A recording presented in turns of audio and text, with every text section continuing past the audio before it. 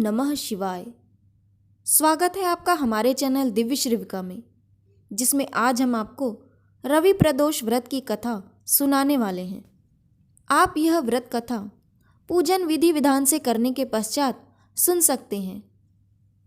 एक ग्राम में अति दीन ब्राह्मण निवास करता था। उसकी साध्वी स्त्री प्रदोष व्रत किया करती थी। उसे एक ही पुत्र रत्न था। एक समय की बात है, वह पुत्र गंगा स्नान के लिए गया।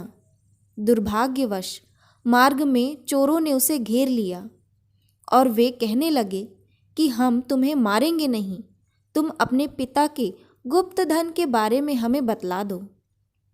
बालक दीन भाव से कहने लगा कि बंधुओं, हम अत्यंत दुखी दीन हैं, हमारे पास धन कहाँ। तब चोरों ने कहा कि तेरे इस पोटली में क्या बंधा है। बालक ने निसंकोच कहा कि मेरी माँ ने मेरे लिए रोटियां दी हैं। यह सुनकर चोरों ने अपने साथियों से कहा कि साथियों, यह बहुत ही दीन दुखी मनुष्य है, अतः हम किसी और को लूटेंगे।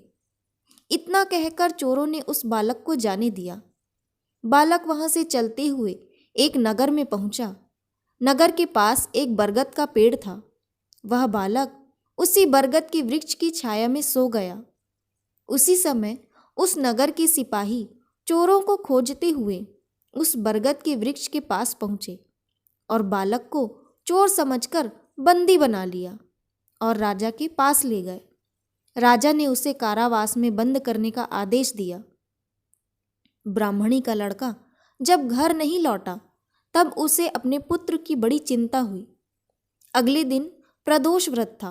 ब्राह्मणी ने प्रदोष व्रत किया और भगवान शंकर से मन ही मन अपने पुत्र की कुशलता की प्रार्थना करने लगी।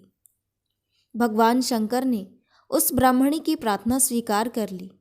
उसी रात भगवान शंकर ने उस राजा को स्वप्न में आदेश दिया कि वह बालक चोर नहीं है, उसे प्रातः काल छोड़ दे, अन्यथा तुम्हारा सारा राज्य वैभव नष्ट हो जाएगा। प्रातःकाल राजा ने शिवजी की आज्ञा अनुसार उस बालक को कारावास से मुक्त कर दिया। बालक ने अपनी सारी कहानी राजा को सुनाई। सारा वृत्तांत सुनकर राजा ने अपने सिपाहियों को उस बालक के घर भेजा और उसके माता पिता को राज दरबार में बुलाया। उसके माता पिता बहुत ही भयभीत थे। राजा ने उन्हें भयभीत देखकर कहा कि आप भयभीत ना हो, आपका बालक निर्दोष है।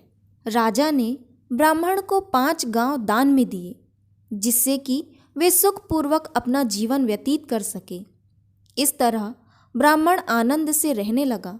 शिवजी की दया से उसकी दरिद्रता भी दूर हो गई। अतः जो भी मनुष्य रवि प्रदोष व्रत को करता है, वह सुखपूर्वक और निरोगी होकर अपना पूर्ण जीवन व्यतीत करता है। ऐसी ही कथाएं सुनने के लिए हमारे चैनल को सब्सक्राइब ज़रूर कीजिएगा। धन्यवाद।